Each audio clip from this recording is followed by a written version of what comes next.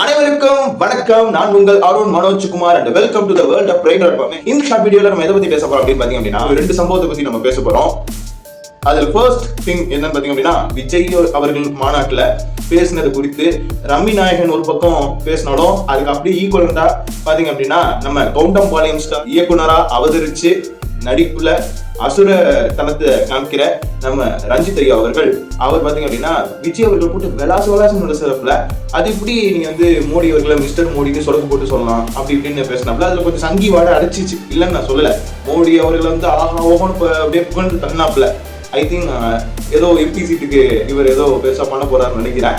ஏற்கனவே எம்பி சீட்டை வச்சு ஒருத்தர் பண்ணிட்டு இருக்காப்புல அவரை வந்து மறைமுகமா நம்ம விஜய் அவர்கள் வந்து கலாய்ச்ச விதமா ஃபீல்ட் அவுட் ஆகி நாங்க வந்து அரசியலுக்கு வரல அப்படிங்கிற மாதிரி சொல்லி அவரை ஒரு பக்கம் அடிச்சு அவர் அதுக்கு பதிலா நானும் வேஷம் கட்டியிருக்கேன், பல பேருக்கு வேஷம் கட்டி டைரக்டர் பண்ணியிருக்கேன், நீ எனக்கு எதுவும் புதுசா வேஷம் கட்ட வேண்டாம் அப்படின்னு சொல்லிட்டு அவர் ஒரு பக்கம் பண்ணிட்டு இருக்காரு. இருந்தாலும் இந்த கவுண்டம்பாளையம் ஸ்டார் திரு ரஞ்சித் அவர்கள் இப்படி எல்லாம் பேசும்பொழுது ஒரு மேட்டரை சொல்றாரு. அன்னைக்கு செய்தி ஜெயலலிதா அம்மையார் நம்ம அம்மா இருக்காங்க இல்லைங்களா, புரட்சி தலைவி அம்மா அவர்களோட ஆட்சி காலகட்டத்துல நீங்க வந்து அப்படியே பம்மி நின்னீங்களே, மக்கள் பத்தி ஏதாவது குரல் கொடுத்தீங்களா, இல்ல ஏதாவது ஒரு இஷ்யூ எடுத்து பேசி அது இது பண்ணிருந்தீங்களா, உங்களோட தலைவாகிற ஒரு படம் ரிலீஸ் ஆகுறத பத்தி தானே நீங்க பேசியிருந்தீங்க அப்படின்னு சொல்லி ஒன்று பண்ணியிருந்தாங்க. 2011ஆம் ஆண்டு எலெக்ஷன்ல பாத்தீங்க அப்படின்னா ஜெயலலிதா அம்மையாருக்கு அந்த வாக்கு சதவீதத்தை கூட்டுறதுக்கு பாத்தீங்க அப்படின்னா நடிகர் விஜயோடைய ஆதரவு தேவைப்பட்டு இருந்துச்சு, விஜய் மக்கள் இயக்கம் அப்படின்னு சொல்லிட்டு. ஓகேங்களா, அது ஒண்ணு இருக்கு. அதை தாண்டி இன்னொன்னு என்னன்னா தலைவா படம் அன்னைக்கு பெரிய சர்ச்சையை அடிச்சு அந்த டைம் டு லீட் அப்படிங்கிற டேக்லைனை தூக்கணும் அப்படின்ட்டு.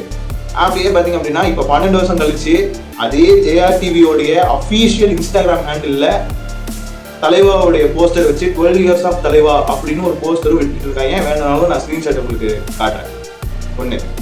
ஓகேங்களா, இப்படி எல்லாம் பண்ணிட்டு இருக்கிறப்ப நம்ம பரிதாபங்கள் கோபியன் சுதாகர் இருக்காங்க இல்லைங்களா, அவங்களுடைய கான்டென்ட்ல பாத்தீங்க அப்படின்னா சொசைட்டி பரிதாபங்கள் அப்படின்னு சொல்லிட்டு ஒரு வீடியோ வந்து ரிலீஸ் பண்ணியிருந்தாங்க. இந்த மாதிரி நம்ம திருநெல்வேலி இஷ்யூ பத்தி நம்ம பேசியிருந்தோம். அந்த விஷயத்துல இதை நான் இந்த பாயிண்ட்டை நான் நோட் பண்ணாம விட்டேன், அதை அந்த இடத்துல அட்ரஸ் பண்ணிக்கிறேன். பாத்தீங்க அப்படின்னா சொசைட்டி பரிதாபங்கள் அப்படின்னு சொல்லிட்டு சொசைட்டி பாவங்கள் அப்படின்னு சொல்லிட்டு ஒரு வீடியோ வந்து பாத்தீங்க அப்படின்னா பரிதாபங்கள் சேனல்ல ரிலீஸ் பண்றாரு. அந்த கான்டென்ட் குறித்து கோயம்புத்தூர்ல இருக்கிற ஒரு வழக்கறிஞர் வந்து கோபி சுதாகர் மேல கேஸ் போட்டிருந்தாப்புல. இதை குறித்து பாத்தீங்க அப்படின்னா நம்ம கவுண்டம்பாளையம் சார் வாயை திறக்கல. ஏன்னா அவரே சொல்லியிருக்காரு, நான் ஜாதி வெறியன் தான், ஆணவ கொலை அப்படிங்கிறது கிட்டத்தட்ட மறைமுகமா ஆதரிக்கிற விதமா சில ஸ்டேட்மெண்ட் சொல்லி ஃபர்ஸ்ட் சர்ச்சையில் சிக்கினாரு. இப்ப அகைன் வந்து நம்ம அணில் கிட்ட மாட்டி சிதைக்கப்பட போகிறார் அப்படிங்கிற விஷயத்த இந்த இடத்துல நான் சொல்ல விரும்புறேன். ஸோ கேர்ஃபுல்லா இருங்க மிஸ்டர் கவுண்டம்பாளையம் ஸ்டார். நன்றி.